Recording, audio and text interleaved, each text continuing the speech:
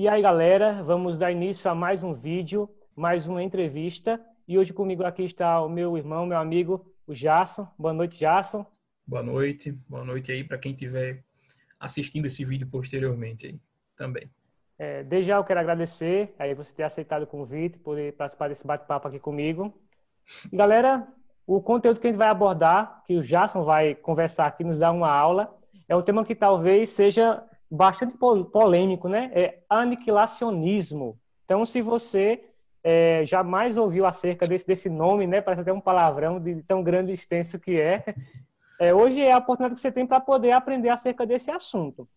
Então, Jasson, eu quero já de cara começar com as questões. Vamos aqui aproveitar o seu tempo, né? Seu conhecimento. E eu quero começar com a questão de número 1, que é a seguinte. Você poderia conceituar, definir para a galera aí o que é aniquilacionismo? Porque tem gente que talvez já ouviu falar, né, sobre essa palavra, mas ainda assim não conhece de forma profunda. E tem pessoas aqui do canal que acompanham que eu acredito que jamais ouviram falar acerca dela. Pois bem, bom, Manuel, quando nós falamos de aniquilacionismo dentro do contexto da teologia bíblica, nós estamos falando de uma crença, uma doutrina que afirma que os ímpios não sofrerão durante uma eternidade sem fim no inferno. Conforme o aniquilacionismo, os ímpios que serão atirados no inferno ou no lago de fogo, mais precisamente, eles serão destruídos, mas essa destruição, ela é literal, ou seja, vai chegar um momento em que eles vão cessar de existir, que eles vão ser literalmente aniquilados. A palavra aniquilação ou aniquilado vem do latim nihil, né, que significa nada. Então, ser aniquilado significa ser transformado em nada. Significa sumir da existência. Significa ser simplesmente destruído por completo, sem restar nada a respeito daquela pessoa que tiver sido lançada no lago de fogo. Então, o que os aniquilacionistas acreditam é que na punição final, o juízo final que Deus vai executar lá em Apocalipse 20, no final do milênio, conforme está descrito no texto, nesse juízo, todos os ímpios que sofrerem a penalidade da segunda morte, que é o lago de fogo, conforme o texto, quando isso acontecer, eles não vão sofrer uma existência inteira pela eternidade futura no inferno, mas eles vão receber a sua carga proporcional de punição e, por fim, serão extirpados, anulados da existência. Eles vão deixar de existir. Então, se pudéssemos conceituar brevemente o que significa aniquilacionismo, significa isso. É só associar com a palavra aniquilação que você consegue memorizar mais facilmente. Beleza. Agora vem o X da questão. Essa doutrina aí, esse modo de entender a questão da punição, né, futura, é uma doutrina que é baseada em sentimentalismo, porque eu já ouvi falar, já ouvi acusações nesse sentido, né, não que essa doutrina ela tenta amenizar a questão do inferno, do tormento eterno. Então, essa doutrina, Jason, tem base bíblica? E aí é o momento para você poder trabalhar esses textos que talvez aí indicar o contrário. Tem base bíblica para o aniquilacionismo? Vamos lá. Com relação à segunda alegação que você fez, ela está correta. Essa doutrina realmente tenta amenizar o impacto de um inferno eterno, mas não por uma questão sentimentalista, e sim por uma questão de se ater à verdade bíblica. As escrituras elas não falam sobre uma punição futura que dura para sempre, sobre um inferno que é eterno. O que, é que as escrituras dizem a respeito, então, da punição futura? Bom, o primeiro problema que nós, aniquilacionistas, enxergamos com a tese de um inferno eterno é que isso macula o caráter de Deus. Não é uma questão de sentimentalismo, entende? É uma questão sobre como o caráter de Deus é compreendido. Se os ímpios vão sofrer uma eternidade inteira no inferno, o que é, de certa forma, uma punição desproporcional à quantidade de tempo que eles viveram aqui nesse mundo e que pecaram nesse mundo, então isso implica num problema para o caráter de Deus, que é um Deus não apenas amoroso, mas um Deus justo. Muitas pessoas acham que quando nós questionamos a tese do inferno eterno, nós não estamos nos apegando apenas à faceta amorosa do caráter de Deus, né? Não, porque Deus é amor, então ele não puniria ninguém uma eternidade no inferno. Não é apenas por causa do amor de Deus que nós alegamos isso. É também, certamente, um Deus que tem amor sem fim, um amor incomparável por suas criaturas, não desejaria que elas sofressem uma eternidade inteira no inferno, já que isso não traria benefício algum nem para elas e nem para o restante do universo criado. Mas nós apontamos não para o caráter amoroso de Deus somente, mas também para o seu caráter justo. Deus ele é um Deus de justiça. Então, a questão de Deus não punir eternamente os ímpios tem tanto a ver com o amor de Deus, como também tem a ver com o seu caráter justo, o seu caráter de justiça. E quando conceituamos justiça, quando observamos o que é justiça nas Escrituras, que tem a ver com a fidelidade pactual de Deus, que tem a ver com retribuir justamente as pessoas pelas suas obras, né? Deus sempre se declara assim, tanto no Antigo quanto no Novo Testamento, aquele que dá a cada um conforme as suas obras, não parece compactuar de modo algum o caráter de Deus assim apresentado com a doutrina de um inferno eterno. Já que alguém que sofresse eternamente no inferno não estaria sendo punido proporcionalmente aos seus pecados, certo? Você perguntou sobre a base bíblica. Eu quis fazer primeiro esse esclarecimento aqui, já para a gente despistar, rebater uma acusação que vem logo de cara, né? Isso tem a ver com sentimentalismo, com um apelo somente ao amor de Deus. Eu concordo que se apelar ao amor de Deus já é suficiente para esquecer a doutrina do inferno eterno.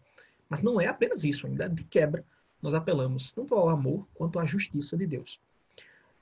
Porém, isso não vem apenas das nossas deduções, com base nos nossos raciocínios a respeito do caráter de Deus. Isso também tem a ver com uma questão bíblica, certo?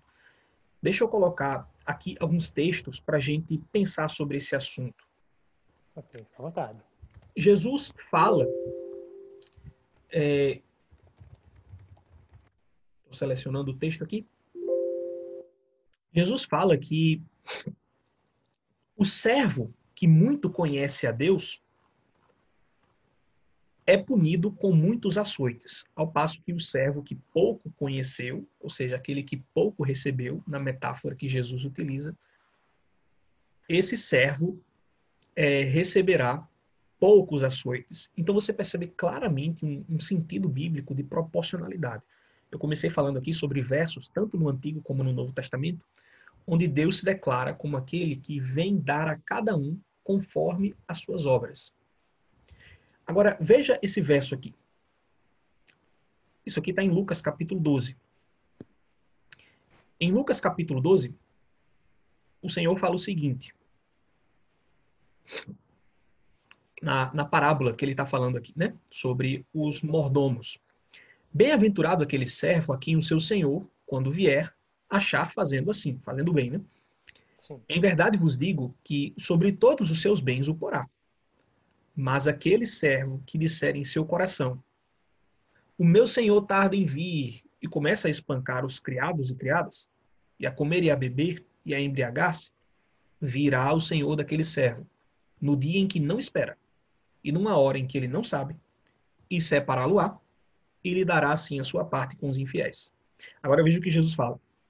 E o servo que soube a vontade do seu senhor, e não se aprontou, nem fez conforme a sua vontade, será castigado como? Ele diz, com muitos açoites. Mas o que não soube, um outro tipo de servo que não teve conhecimento da vontade do seu senhor, e fez coisas dignas de açoites, ou seja, ainda assim fez coisas erradas, com poucos açoites será castigado. E a qualquer que muito for dado, muito se lhe pedirá, e ao que muito se lhe confiou, muito mais se lhe pedirá. Então, existe um claro sentido de proporcionalidade na punição dos ímpios. Agora pense como isso seria completamente passado por alto se o sofrimento de todos os ímpios durasse uma eternidade. Um ímpio que pecou durante 80 anos da sua vida sofreria ao mesmo tempo, uma eternidade, que um ímpio que pecou durante 20 anos. Cadê o sentido da proporcionalidade nesses dois ímpios pecadores? Então, isso parece contrariar muito o caráter justo de Deus, para não falar do seu amor. É difícil também imaginar como um Deus amoroso deixaria suas criaturas sofrendo eternamente. Eu poderia apresentar aqui também mais alguns versos. Por exemplo, o Antigo Testamento está repleto de passagens onde se fala do futuro dos ímpios, e o futuro dos ímpios é a destruição, é a aniquilação. O Salmo 37 é um exemplo claro disso. Deixa eu me colocar aqui no Salmo, capítulo 37, onde se pode perceber isso. Vários salmos afirmam isso. Mas o Salmo 37, por excelência, nos fala a respeito desse assunto. Por exemplo, aqui no verso 1, o salmista já começa nos dizendo: não te indiquines por causa dos malfeitores, nem tenha inveja dos que praticam a iniquidade, porque cedo serão ceifados como a erva, e murcharão como a verdura. Então você percebe que ele já começa aqui falando sobre não se indignar com os malfeitores. Ele prossegue falando e vai contrastar o destino dos justos com o destino dos ímpios. Veja como é que ele fala a respeito do destino dos ímpios aqui. Ó. Em várias passagens ele vai falar sobre isso, em vários versos nesse mesmo salmo. Porque os malfeitores serão desarraigados, mas aqueles que esperam no Senhor herdarão a terra. E ele fala no verso 10, por ainda um pouco e o ímpio não existirá. Olharás para o seu lugar e não aparecerá. Então, em vários versos nesse mesmo capítulo, ele vai falar sobre o destino dos ímpios, que os ímpios serão aniquilados como fumaça, sumirão como fumaça. Dentro em breve tu olharás e não verás o lugar do ímpio. Quem investigar esse capítulo vai encontrar boas bases para entender que a futura aniquilação dos ímpios não será no inferno eterno, de duração sem fim, mas será uma destruição que durará um tempo proporcional aos pecados deles, mas que evidentemente não vai durar para sempre. Deixa eu apresentar uma última passagem aqui para essa pergunta, que fica lá em Malaquias.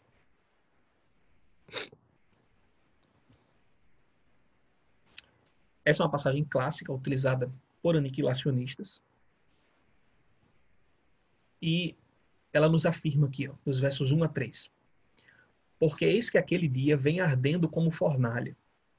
Todos os soberbos e todos os que cometem impiedade serão como o quê? A comparação que ele faz, a palha. E o dia que está para vir os abrasará. A comparação aqui tem a ver com abrasar, com fogo e com palha. Diz o Senhor dos Exércitos. De sorte que lhes não deixará nem raiz nem ramo. Mas para vós outros, os que temeis o meu nome, nascerá o sol da justiça. E cura trará nas suas asas, e saireis e saltareis, como bezerros na estrebaria. Agora, veja o que ele fala no verso 3. Ele está fazendo uma comparação entre justos e ímpios. No verso 3, ele vai falar um pouco mais sobre os ímpios. Ele diz, e pisareis os ímpios, porque se farão cinza debaixo das plantas dos vossos pés, naquele dia que estou preparando, diz o Senhor dos Exércitos. Então a comparação que Deus faz através do profeta Malaquias é muito clara. Aquele dia virá e ele arde como fornalha. Os justos estarão protegidos pelo sol da justiça, mas os ímpios serão como a palha. Ele fala que não restará dos ímpios nem raiz e nem ramo.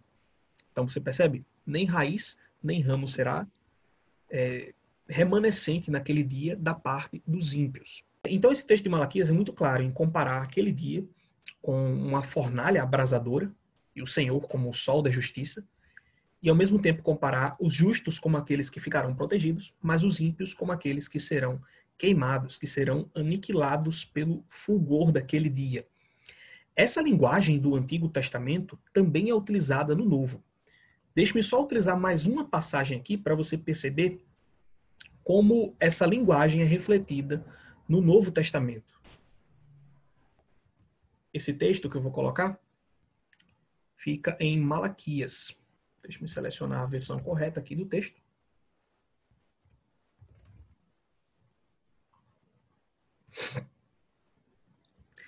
O que é que todas essas passagens nos mostram? Nos mostram que A perspectiva que a Bíblia tem a respeito dos ímpios não é que eles receberão uma vida eterna simultânea aos justos para sofrerem uma eternidade no inferno. Porque a concepção imortalista, né, que acredita que os ímpios sofrerão eternamente no inferno sem fim, acredita que os justos vão ser ressuscitados para a vida eterna e os ímpios serão ressuscitados para sofrerem eternamente, para o castigo eterno. E eles se utilizam daquela passagem de Jesus, que eu vou passar por ela para tentar explicar já já. Porém, veja qual é a perspectiva bíblica. Não é de que os ímpios vão ressuscitar com uma vida eterna, junto com os justos, para então sofrerem eternamente. Os únicos que são objeto de vida eterna na Bíblia são os justos. Os ímpios não recebem vida eterna para sofrerem eternamente. Pelo contrário, a Bíblia diz que eles sofrerão uma coisa chamada de morte eterna.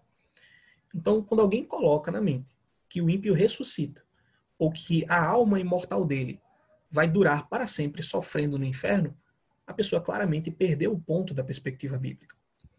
A linguagem do Antigo Testamento sobre o dia do Senhor, né, para os ímpios, ou seja, o dia em que o Senhor vier para punir os ímpios, é assim: ó. Está perto o grande dia do Senhor. Está perto e muito se apressa. Atenção, o dia do Senhor é amargo, e nele clama até o homem poderoso. Aquele dia é dia de indignação, dia de angústia, dia de alvoroço e desolação, dia de escuridade e negrume, dia de nuvens e densas trevas, dia de trombeta e de rebate contra as cidades fortes e contra as torres altas. Esse texto está no capítulo 1 de Sofonias, e o autor está falando aqui sobre uma perspectiva local, onde os ímpios seriam destruídos naquela época. Porém, no Novo Testamento, o apóstolo Paulo utiliza essa mesma linguagem que ele está extraindo do Antigo Testamento para falar sobre a destruição futura dos ímpios. Veja, por exemplo, esse texto que se encontra em 2 Tessalonicenses. Deixa eu me colocar aqui.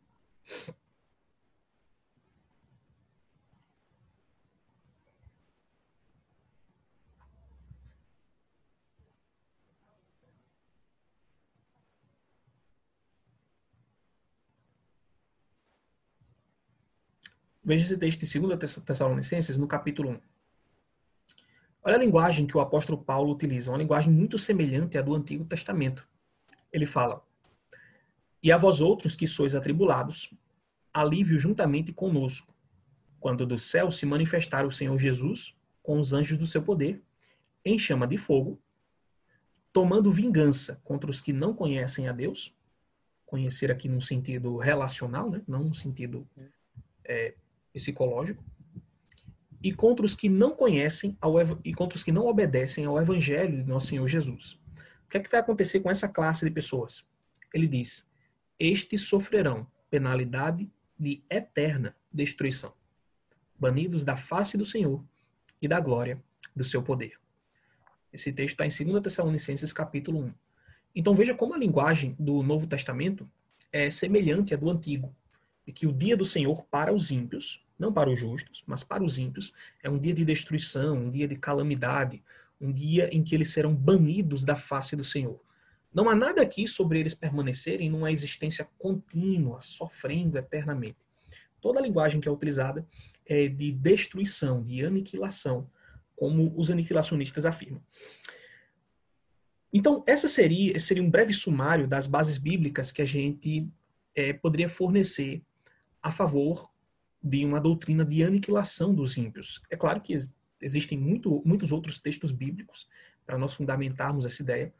Só de você pegar, por exemplo, todas as parábolas de Jesus, todos os outros ensinos de Jesus, onde ele fala sobre o inferno no futuro, sobre a Guiena, sobre o Hades, sobre o lago de fogo no livro do Apocalipse, isso performaria um estudo completo sobre a aniquilação dos ímpios. Mas como nós estamos mais no caráter aqui de uma conversa, de um bate-papo, esse seria um breve sumário de alguns versos que a gente podia utilizar para defender essa crença biblicamente embasada.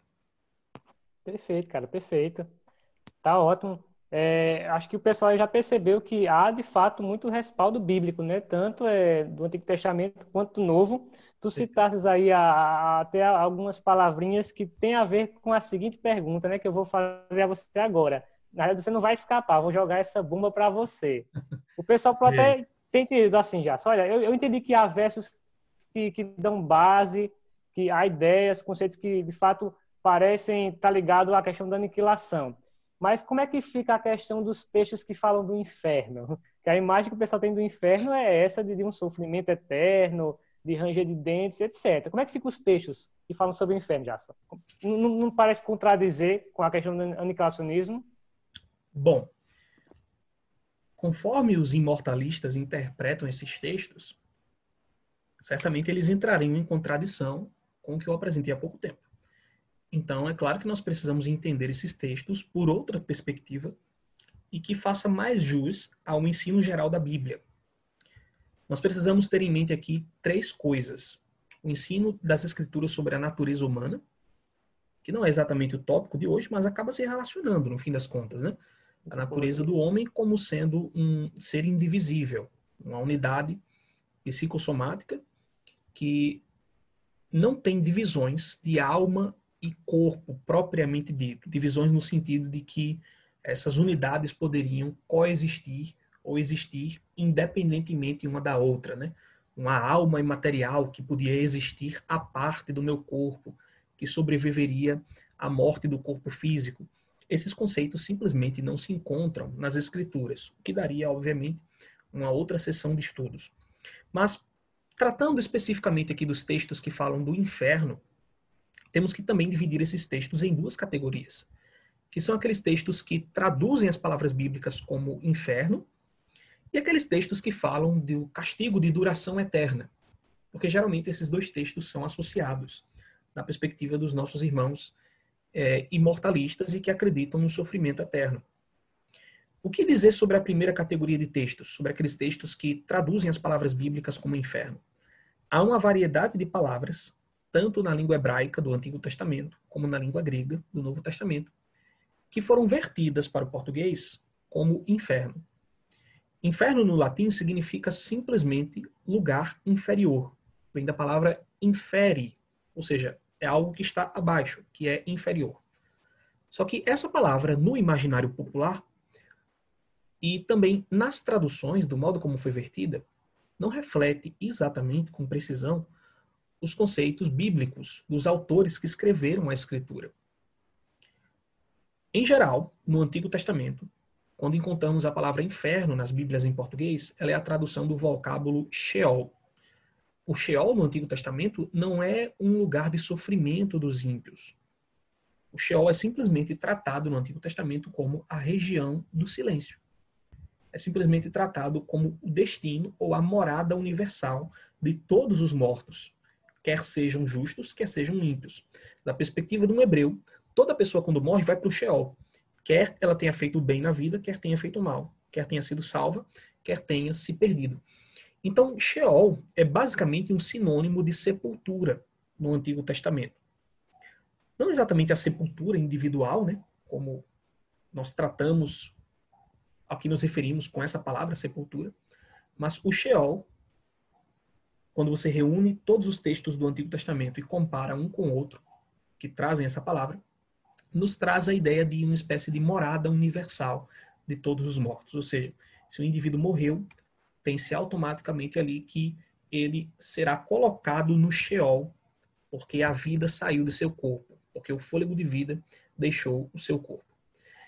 Então, o inferno no Antigo Testamento é compreendido basicamente como este lugar onde habitam os mortos. E nunca recebe, em passagens diretas, em passagens literais, atributos como um lugar onde as pessoas estão sofrendo, ou um lugar onde as pessoas não têm Deus, ou um lugar onde as pessoas estão blasfemando contra Deus, ou que estão sendo atormentadas por demônios ou diabos, né? Que é o imaginário popular a respeito do inferno. Isso não se encontra na escritura do Antigo Testamento. Bom, e quem sabe no Novo? No Novo Testamento, menos ainda. As palavras que traduzem inferno na língua grega, que foi traduzido como inferno para o português, são basicamente três. Uma delas é a palavra Hades, que reflete basicamente o ensino do Sheol no Antigo Testamento. Então seria apenas um sinônimo, mas em outra língua. O Hades, da perspectiva do Novo Testamento, também é a morada universal dos mortos. Então, com relação ao Hades, não precisamos nos estender tanto em falar, embora ele desse um tópico imenso de estudo, com certeza. Existe uma outra palavra chamada Gehenna, e Jesus utilizou bastante esse termo, e das 8 ocorrências dele, no Novo Testamento, 7 são de Jesus, para você ver. A única outra ocorrência no Novo Testamento é na carta de Tiago. O que é que Jesus quis dizer quando usou a palavra Gehenna e que foi traduzida como inferno no português? O que Cristo quis dizer, utilizando essa palavra, era o Vale de Inom, ou Vale dos Filhos de Inom, que era um aterro sanitário, por assim dizer, dos antigos hebreus, onde corpos, lixo e enxofre eram jogados para queimar. Como o fogo daquele lugar queimava continuamente, ele serviu muito claramente para Jesus como uma imagem do futuro inferno de fogo, da futura destruição dos ímpios, que a Bíblia trata como sendo o lago de fogo. Isso sim seria mais parecido com o inferno, num sentido punitivo, no Novo Testamento. É por isso que Jesus utiliza essa palavra. Quando ele fala da Gehenna, ele está fazendo uma referência a esse local, que servia de modo ilustrativo para o que vai acontecer com os ímpios no futuro, na destruição futura. E existe uma terceira palavra que ocorre só uma vez, que é a palavra tártaro. Acontece lá em 2 Pedro, no capítulo 2, e se refere ao estado dos anjos caídos. Diz que eles estão presos em algemas e que foram precipitados no inferno. Só que inferno ali não é um lugar, está mais para uma condição. Tártaro significa trevas, significa escuridão. Então os anjos caídos foram lançados na escuridão. Essa seria então, Manuel, a primeira categoria de textos sobre o inferno, as que usam a própria palavra. Mas e aquela categoria de textos que trata da punição sem fim, a punição supostamente eterna? Existe uma passagem clássica utilizada pelos imortalistas, que eu vou colocar aqui, para nós pensarmos um pouco sobre ela. Vou tratar de duas passagens, que é a de Mateus 25 e também a de Apocalipse. Aquela passagem de Apocalipse 20, que fala sobre o sofrimento, que nem de dia nem de noite tem descanso, né? Veja bem. No texto de Mateus capítulo 25, nós encontramos Jesus dizendo o seguinte, é a conclusão de uma parábola, e ele fala, e no verso 44, então o rei dirá também aos que estiverem à sua esquerda, apartai-vos de mim, malditos, para o fogo eterno, preparado para o diabo e seus anjos. Porque tive fome, não me destes de comer, tive sede, não me destes de beber, sendo forasteiro, não me hospedastes, estando nu, não me vestistes, achando-me enfermo e preso, não fostes me ver. E eles lhe perguntarão, Senhor, quando foi que te vimos com fome, com sede, forasteiro, nu, enfermo ou preso, e não te assistimos? Então ele responderá, em verdade vos digo que sempre que o deixastes de fazer a um destes mais pequeninos, os discípulos no caso, né, a mim os deixastes de fazer. E irão estes, os pequeninos, os discípulos, ou melhor, os ímpios aqui, aqueles a quem o mestre disse essas palavras, irão estes para o castigo eterno, porém os justos para a vida eterna. Os imortalistas utilizam essa passagem aqui porque supostamente ela conjuga dois conceitos. O conceito de fogo eterno, para esses malditos, e o conceito de castigo eterno. O que é que nós podemos dizer a respeito dessa passagem? Eles acrescentam um dado adicional que é o seguinte, os ímpios, a quem Jesus diz essas palavras, vão para o castigo eterno. Mas os justos vão para o quê? Para a vida eterna. Um dos teólogos imortalistas diz que a doutrina da vida eterna e a doutrina do inferno eterno caem ou ficam de pé juntas, com base nesse texto. Ou seja, se você derrubar uma, a outra também cai. O que é que poderíamos dizer sobre esse assunto aqui? Bom, em primeiro lugar, vamos pensar um pouco sobre a expressão fogo eterno. Quando o texto fala sobre fogo eterno, isso não é uma referência à duração do fogo, mas, por assim dizer, a qualidade do fogo, a natureza desse fogo.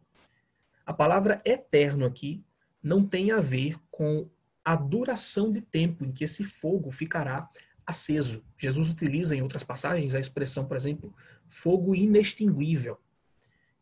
E é o que essa expressão fogo eterno veicula.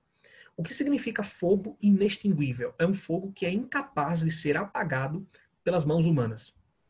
O que o mestre está dizendo aqui é que nesse dia, no dia da punição final, ninguém poderá livrar os ímpios da sua mão. Terrível coisa é cair nas mãos do Deus vivo, né? Diz o autor de Hebreus, porque ninguém pode livrar alguém da punição de um Deus justo. Então, o fogo eterno de que se fala aqui, ou o fogo inextinguível, em outras passagens, não diz respeito à duração do fogo, mas à natureza dele. Ele é um fogo eterno porque é um fogo de consequências eternas. É um fogo que foi acendido pelo próprio Deus e é incapaz de ser apagado por qualquer toque de mão humana. Foi o próprio Deus quem acendeu. E apenas o próprio Deus pode apagá-lo. Seria muito estranho se nós pensássemos que um fogo eterno, aceso, que recebe os ímpios, faz com que os ímpios sofram eternamente. Sabe por quê? O que o texto fala que é eterno é o fogo, não os ímpios que serão jogados nele. Como é que alguém pode chegar à conclusão de que, por o fogo ser eterno, então os ímpios que são jogados nele também serão eternos? O texto não fala isso em lugar nenhum. Tudo bem, vamos admitir que o fogo fosse eterno aqui, no sentido de ficar eternamente aceso, né? Mas o texto não declara em lugar nenhum que os ímpios também se tornarão eternos naquele dia. Que eles também vão ganhar uma vida eterna para durarem uma existência sem fim sofrendo naquele fogo. Então, é um passo lógico, é um salto que vai além da exegese, é ler além do que está no texto, interpretar que, porque o fogo é eterno, então os objetos jogados nele também se tornam eternos. Não é assim que funciona. Pelo contrário, a conclusão mais natural a que você chegaria é que, se o fogo é eterno, os objetos que vão ser jogados nele serão um dia todos consumidos. E é exatamente o que o aniquilacionista afirma com base em outros versos da Bíblia. Nós encontramos amparo para isso, certo? De que esse é um fogo que não se apaga, porque há expressões paralelas no Antigo Testamento. Por exemplo, se nós formos a Jeremias, no capítulo 27, vamos notar algo muito parecido sendo dito. Deus fala, no capítulo 17 de Jeremias, uma coisa contra Jerusalém, né? Uma palavra contra Jerusalém. Dizendo que se eles fossem desobedientes, o que aconteceria? Mas, se não me ouvirdes, e por isso não santificardes o dia de sábado, e carregardes alguma carga, quando entrardes pelas portas de Jerusalém no dia de sábado, então acenderei fogo nas suas portas, o qual consumirá os palácios de Jerusalém, e não se apagará. Jeremias fala claramente que é um fogo inextinguível, um fogo que não se apaga. É desses textos do Antigo Testamento que Jesus retira a sua linguagem. A linguagem de Jesus era encharcada de imagens, símbolos, ideias do Antigo Testamento. Então, quando o mestre fala de fogo inextinguível, ou do fogo eterno, ele está falando justamente desses trechos do Antigo Testamento, onde um juízo divino está aparecendo. Deus está dizendo, olha, não é um fogo humano que vai se acender, não. Sou eu que vou derramar juízo sobre vocês. E vou acender fogo que vocês serão incapazes de acabar, de fazer ele chegar ao fim, de apagar esse fogo, porque sou eu quem estou infligindo esse dano a vocês. Agora, no momento em que nós argumentamos isso, o imortalista geralmente vai tentar fugir para outra fortaleza nesse texto. Outra suposta fortaleza, né? Que é o verso 46, que fala que os ímpios vão para o castigo eterno, mas os justos para a vida eterna. Bem, sempre que nós vemos um substantivo que denota uma ação no Novo Testamento e que ele vem acompanhado da palavra eterno, a palavra aionos no grego, nós percebemos que isso não indica que a ação dura eternamente. Como assim, Jason? Pense, por exemplo, no termo juízo eterno, julgamento eterno, que aparece lá no livro de Hebreus, no capítulo 6. O autor de Hebreus, no 6º capítulo da sua carta, fala que os cristãos precisavam ser instruídos com relação ao juízo eterno. Isso significa que é um juízo que dura para sempre? Não faz sentido, né? Uma vez que Deus executa o juízo, ele está feito. Uma vez que Deus faz o seu julgamento, ele ocorreu. Então, juízo eterno tem mais a ver com a consequência ou o resultado desta ação do que com o processo ou a duração da ação em si. Ou pense, por exemplo, no termo redenção eterna. Quando a Bíblia fala, no livro de Hebreus, de redenção eterna, ou de eterna salvação, essas palavras, juízo, ou a palavra que nós vimos agora, a palavra redenção, elas denotam ações que têm um término. Quando se fala aqui da eterna redenção, por exemplo, está falando sobre uma redenção que nos ocorreu, o Senhor nos resgatou, e ela tem efeitos, ela tem resultados pela eternidade. Não é que Deus vai nos redimir todos os dias pelo resto da eternidade, isso nem faria sentido. Vai chegar um momento que o pecado vai acabar e nós não precisaremos ser redimidos. Mas ainda assim, nós seremos o fruto, o resultado da eterna redenção. Porque foi uma ação realizada por Deus, mas com consequências eternas. Do mesmo modo, quando Jesus fala de castigo eterno, esse é um substantivo que denota ação, castigo significa castigar, né? Não é um castigo de duração eterna, mas é um castigo que tem os seus efeitos que reverberam pela eternidade. Ou seja, quem for réu do castigo eterno, quem for alvo do castigo eterno, sofrerá uma consequência que durará pela eternidade. Será justamente a sua aniquilação. Não é que o sofrimento será sem fim, certo? Aí talvez alguém pergunte, tá, mas o mesmo verso que Jesus falou, fala também de vida eterna. Por que que o castigo não é eterno, mas a vida é? Porque vida não é um substantivo que denota ação. Vida é apenas vida, certo? A vida não tem a ver com uma ação que é praticada, diferente de castigo. Castigo tem a ver com castigar, assim como redenção ou juízo. Veja, por exemplo, uma outra passagem fora do livro de Hebreus que fala sobre juízo eterno. E nós percebemos claramente que ela não tem a ver com duração eterna. Essa passagem está em Judas. Judas só tem um capítulo, então nós encontramos isso no verso 7.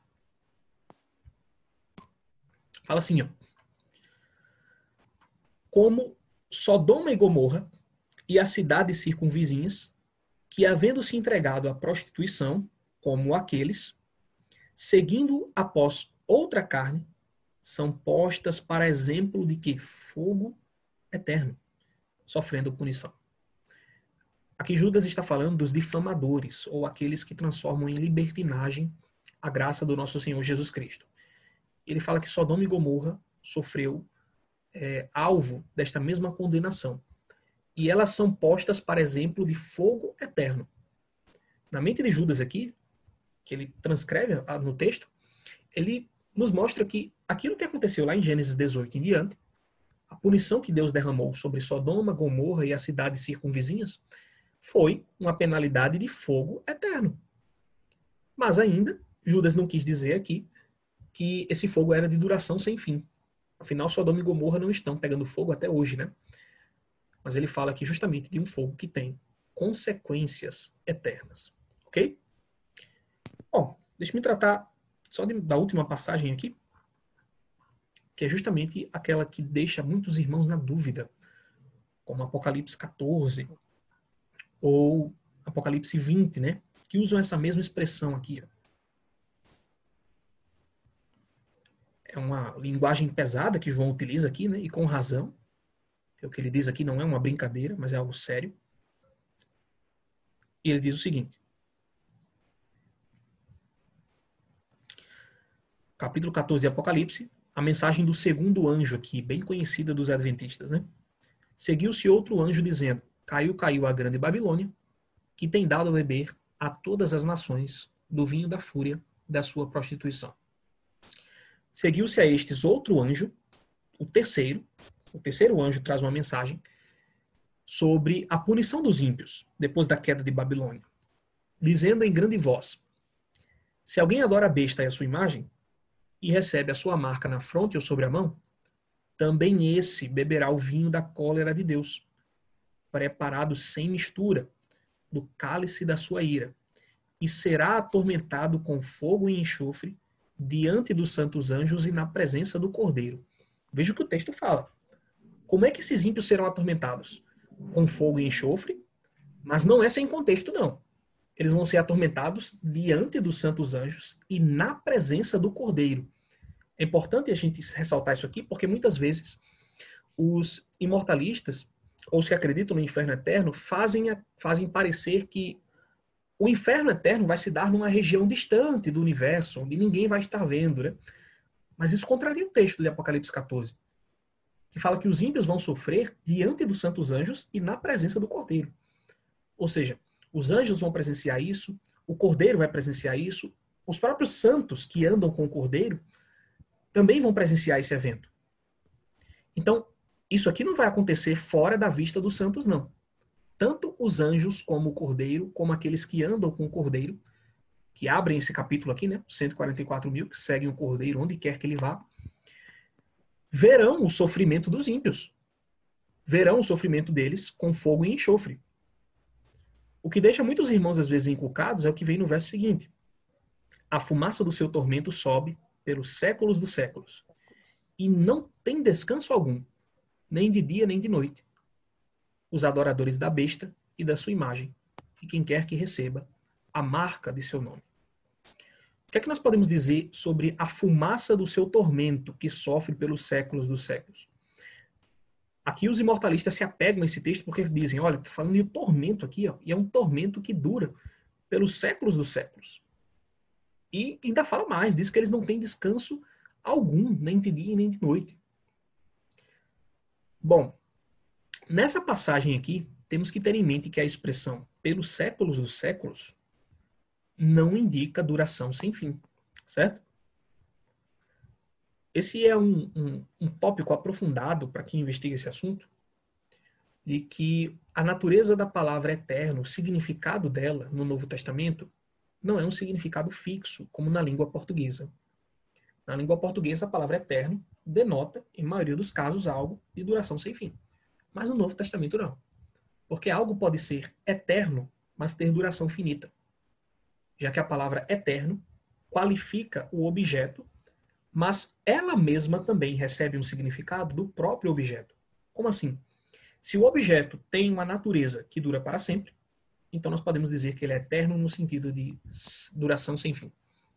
Mas se o objeto não tem uma natureza de algo que dura para sempre, então não podemos dizer que ele é algo eterno no sentido de sem fim. Então, quando a Bíblia fala que Deus é eterno, é claro que isso significa durar para sempre. Mas quando a Bíblia fala que a redenção ou juízo é eterno, essas coisas não têm uma natureza de algo que dura para sempre. Elas têm uma duração limitada. E eterno aí ganha um outro significado. Lembre que as palavras elas não têm significado único, certo? Elas variam a depender do contexto. Então, qual seria o significado aqui de um tormento e a fumaça desse tormento sobe pelos séculos dos séculos? Novamente, o livro do Apocalipse está fazendo referência a uma passagem do Antigo Testamento. Essa passagem está em Isaías 34. Deixa eu mostrar isso. Se nós abrirmos Isaías no capítulo 34, vamos ver novamente uma mensagem de juízo da parte de Deus, onde ele afirma o seguinte: um juízo de Deus contra Edom, a nação inimiga de Israel. Porque será o dia da vingança do Senhor, ano de retribuições pela causa de Sião. Os ribeiros de Edom se transformarão em piche, e o seu pó em enxofre. Opa, tá vendo que tem a ver com fogo, né? Sim. E sua terra se tornará em piche ardente. Nem de noite, nem de dia se apagará. Subirá para sempre a sua fumaça. De geração em geração será assolada. E para todo sempre ninguém passará por ela.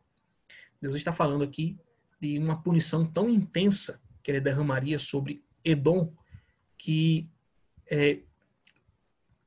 o profeta Isaías utilizou essa linguagem para descrever. Veja que linguagem ele utiliza aqui. Nem de dia nem de noite se apagará, e subirá para sempre a sua fumaça. Lembra alguma coisa? Justamente aquela passagem do Apocalipse que nós acabamos de ler. Agora, é muito óbvio que os ribeiros de Edom, os portões, os palácios de Edom não estão queimando até hoje. E Deus derramou esse juízo sobre essa cidade, sobre essa nação. O que poderia significar, então, essas palavras aqui? Bom, podem significar qualquer coisa que não seja algo de duração eterna, já que, pela própria experiência da realidade, nós percebemos que Edom não está queimando até hoje. Essa era uma linguagem de intensidade, uma linguagem hiperbólica que os profetas utilizavam para indicar um juízo intenso de Deus contra essas nações. Do mesmo modo, quando o livro do Apocalipse fala que os ímpios sofrem, não têm descanso nem de dia nem de noite, né? Fumaça do seu tormento sobe pelos séculos dos séculos. Isso não indica uma duração eterna. Percebemos isso através do uso dessa mesma expressão nos livros do Antigo Testamento. E tem também aquela passagem de Jeremias, que eu mostrei há pouco tempo, né? Lembre-se dela, de um fogo inextinguível, onde Deus fala a respeito disso. Tudo isso está relacionado nas imagens utilizadas no Apocalipse. Talvez alguém ainda quisesse insistir, né? Mas o texto fala que eles não têm descanso, nem de dia, nem de noite. Essa expressão é utilizada em outras passagens com referência até aos santos. Por exemplo, se fala dos anjos lá no capítulo 4 e 5 do Apocalipse, como louvando a Deus, e eles erguem o seu louvor e não têm descanso, nem de dia nem de noite. É óbvio que isso aí não tem a ver com sofrimento em si, né? Não quer dizer que os anjos estão sofrendo enquanto louvam a Deus. Essa expressão, nem de dia e nem de noite, indica algo que é contínuo. O que é que o profeta João quis dizer sobre os anjos no Apocalipse? Eles louvam a Deus continuamente diante da sua face. Então, quando ele fala dos ímpios aqui, quando fala nem de dia e nem de noite eles têm descanso, mas sofrem durante esse período, está falando que quando eles forem punidos, será uma punição sem pausas, uma punição contínua. Nem de dia e nem de noite eles vão parar de sofrer. Eles só vão parar de sofrer quando a punição deles atingir o limite, atingir o ponto designado por Deus. Então essa expressão aqui ela não tem a ver com a duração do tempo. Ele não diz nem de dia e nem de noite para sempre. Ele fala nem de dia e nem de noite. Quanto tempo isso vai durar é uma outra questão. E lembre-se que a expressão anterior, a fumaça do tormento sobe pelos séculos dos séculos, tem a ver com a intensidade do juízo de Deus. E percebemos isso pelo uso das passagens do Antigo Testamento no livro do Apocalipse. Talvez um detalhe melhor ainda é que não é o tormento que sobe pelos séculos dos séculos, é a fumaça do tormento. Então João não está falando do tormento em si, mas dos efeitos dessa punição, denotado aqui pela fumaça, certo? Então, essas expressões utilizadas no Novo Testamento, no livro do Apocalipse, em Mateus, não tem nada a ver com um inferno de duração, de extensão eterna, que vai seguir os justos para sempre num lugar isolado do universo. Pelo contrário, essa punição tem uma duração contínua, mas é uma duração limitada e acontecerá diante de todos, como uma punição que ocorre com o testemunho público de todo o universo, diante do Cordeiro, diante dos anjos, diante daqueles que acompanham o Cordeiro. Todos presenciaram essa punição, que um dia vai chegar ao fim, devido à misericórdia, à justiça e ao amor de Deus. Valeu, cara, valeu. Rapaz, eu espero que o pessoal, que com toda essa explicação, o pessoal pelo menos revisite esses textos, né? Foram citados Pense um pouco muitos. melhor, né? Quem tiver na dúvida. Pense um pouquinho melhor acerca deles e estude um pouquinho mais. Agora, vem uma perguntinha daquela chata, tá certo? Uhum. Você citou aí, de fato, há muito embasamento bíblico, mas talvez ainda haja essa acusação, né? Essa doutrina parece ser uma doutrina minoritária, né? A maior parte das denominações não pensa dessa forma, enfim. Isso aí é coisa de adventista ou há mais alguma denominação, ou já houve algum grande teólogo que não seja adventista que também abraça esse modo de pensar? Bom, existem bons teólogos que ultimamente têm revisitado esse assunto e têm percebido que o debate sobre a natureza humana precisa se afastar das concepções gregas e da discussão filosófica que a igreja teve durante muito tempo, desde Agostinho, passando por toda a Idade Média até o presente momento. Então, esses teólogos têm percebido que precisamos nos ater mais ao texto bíblico e nos desvencilhar de ideias prévias, de cosmovisões prévias, de filosofias anteriores que nos influenciam na leitura do texto. Então, teólogos, por exemplo, como o Oscar Cullmann, o Clark Pinnock, já falecidos, mas ainda assim eles deixaram um testemunho público de que A doutrina bíblica sobre a natureza do homem e sobre a punição futura não é de uma alma imortal que sobrevive à morte e também não é de um inferno de duração eterna. E veja que esses não são teólogos liberais, como algumas pessoas acusam, não são teólogos hereges, não. Pelo contrário, eram teólogos fortemente ligados à ortodoxia e que apoiavam esses pontos de vista. E, assim, o mundo teológico tem sofrido uma reviravolta, uma discussão nesse assunto, onde a direção está se inclinando mais no outro lado agora, em outro sentido. Ou pelo menos a discussão está ficando mais equilibrada, uma vez que muitos teólogos estão decidindo revisitar suas opiniões sobre os assuntos, sobre esse assunto aí, esses dois tópicos, especialmente, né, a natureza do homem e a natureza do inferno, da punição futura. E muitos debates têm acontecido. Inclusive, o Clark Pinnock, por exemplo, foi editor de um livro conhecido como 4 Pontos de Vista sobre o Inferno. Um livro que seria impensável 500 anos, 300 anos atrás. Então você percebe que o mundo teológico está começando a debater essas perspectivas. Está começando a colocar em xeque alguns pontos de vista, está começando a abrir os olhos para uma outra opinião que, do nosso ponto de vista, aniquilacionista, é mais biblicamente embasada. Esse autor aqui, o Roger Olson, nesse livro História das Controvérsias na Teologia Cristã, 2000 anos de unidade e diversidade, ele cita o ponto de vista mortalista, ou da mortalidade condicional, imortalidade condicional, que é o que os adventistas sustentam, e o ponto de vista do aniquilacionismo, de um inferno que não tem duração eterna.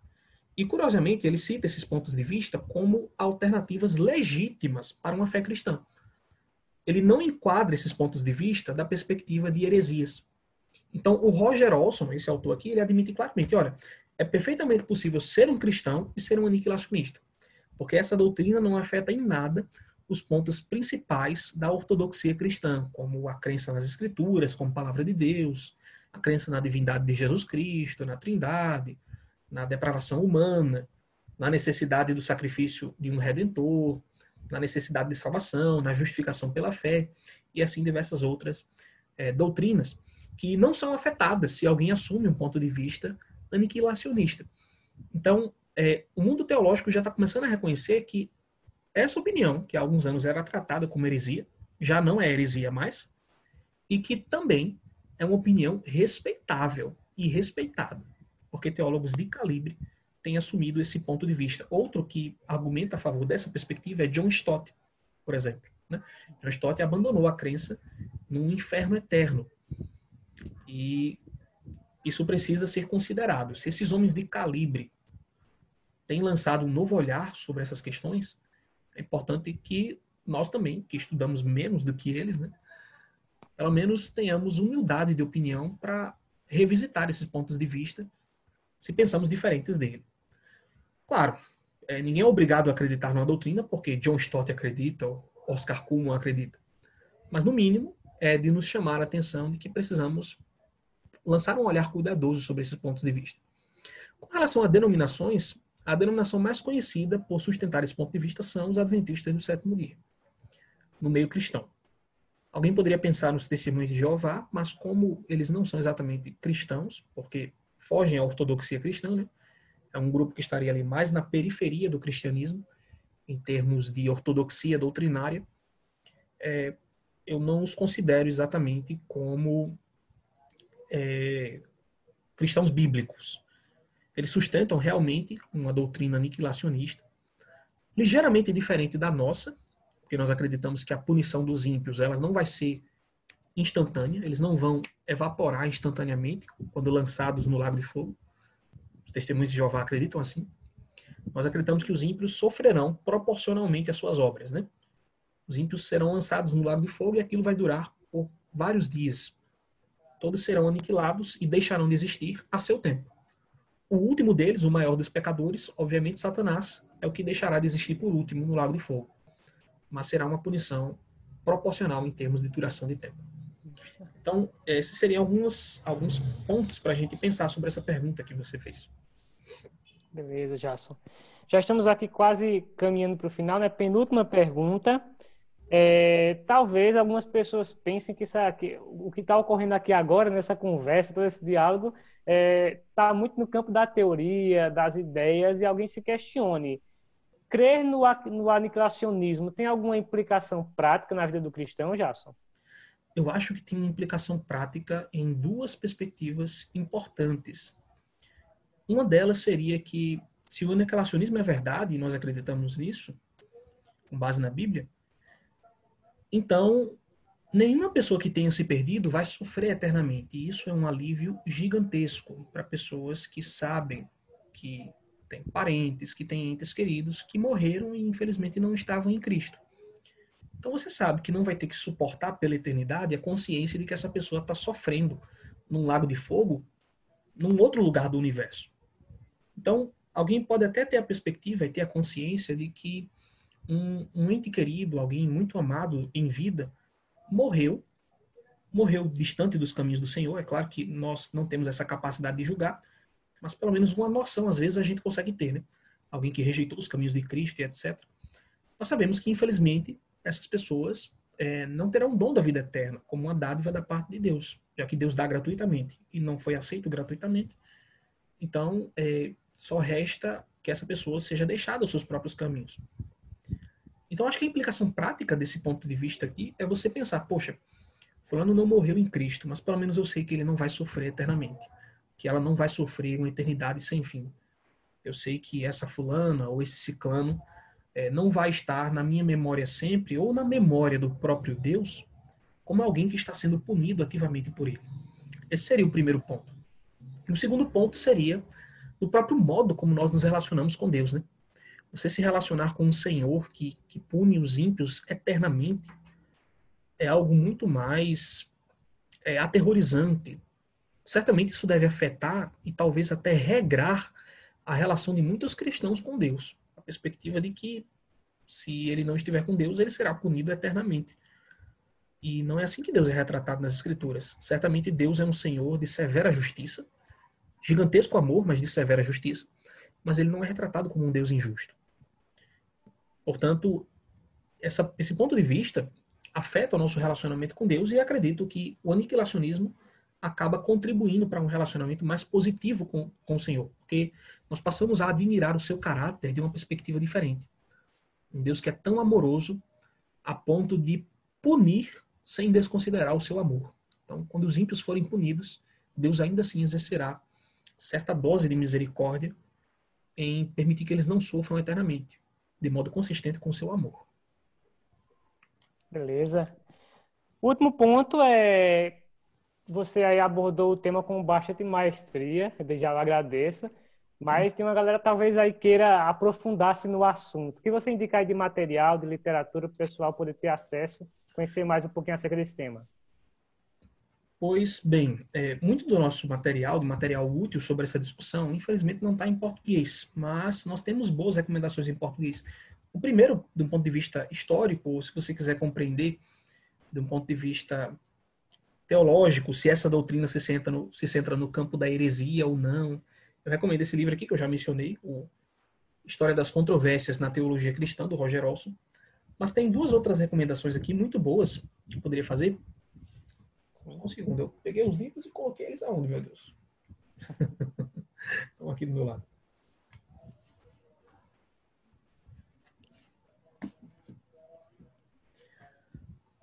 O Samuel Bacchiocchi, que é um autor adventista, tem obras ótimas sobre esse assunto. Uma delas é o Crenças Populares, disponível pela CPB, onde aqui ele tem um capítulo em que ele vai tratar só sobre esse assunto. 2 capítulos, na verdade. Ele fala sobre a vida após a morte e a imortalidade da alma, que formam um bloco, e ele também fala sobre o inferno como um tormento sem fim. Os capítulos 2, 3 e 4 tocam nesses tópicos. Então ele vai falar sobre a concepção tradicional e popular do inferno, textos bíblicos utilizados para defender o inferno de fogo, a concepção aniquilacionista do inferno, as implicações morais do tormento eterno, e assim sucessivamente. Como eu já mencionei em um outro ponto dessa nossa conversa, muito importante para entender esse assunto é entender o tópico da natureza humana. São duas discussões que não andam separadas. Então, sempre que alguém vai estudar esse assunto a respeito da natureza do inferno, tem que necessariamente estudar sobre a natureza humana. E o Bacchiocchi toca nesses pontos aqui. Outro livro dele, esse aqui é dedicado a vários assuntos, Mas outro livro dele que trata só sobre esse assunto é esse aqui, Imortalidade e Ressurreição. É da Unas Press. Infelizmente é difícil de achar, mas eles sempre prometem que vão lançar novas tiragens desse livro aqui. Mas esse livro, que tem como título Imortalidade ou Ressurreição, e o subtítulo é Uma abordagem bíblica sobre a natureza humana e o destino eterno, vai tratar justamente desses tópicos, só que com muito mais profundidade. Então, eu recomendo esse livro aqui, essa obra, para todos os que desejam se aprofundar nesse assunto. E se tem um interesse mais especial em entender sobre a natureza humana, eu diria que para imortalistas condicionais, como nós, ou como preferimos chamar, né, mortalistas, um estudo sobre a natureza humana no Antigo Testamento é de caráter imprescindível. Você entender como o homem é descrito no Antigo Testamento, algo que só será aprimorado pelo Novo, mas não será contradito pelo Novo Testamento, é importante você saber.